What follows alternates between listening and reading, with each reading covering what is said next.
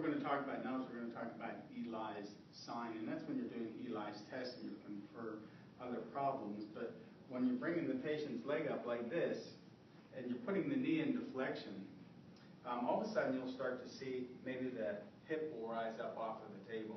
If that starts to happen, you need to start suspecting that you have a contracture problem, a hip flexor contracture problem. And it's probably coming out of the rectus femoris most often, but you may have a little bit of iliopsoas muscle in there. Another test that we're going to use for hip flexor contracture is Thomas's test. So we're going to have the patient lay supine for Thomas's test. What we're going to do with Thomas's test, we're going to have the patient slide all the way down to the bottom of the table where their knees are just hanging over, and then lay back.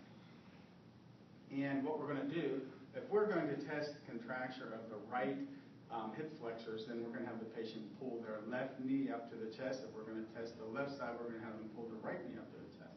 So we'll have the patient pull their right knee up to the chest. Thank you.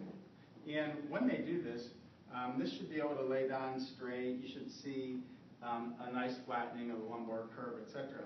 If they have some hip flexor contracture going on, then this could come up just like this. Let this go straight, just like this. And if this follows up, the left knee follows the right one, then we probably have some iliopsoas contracture going on. Also, you won't see the characteristic flattening down of the lumbar curve.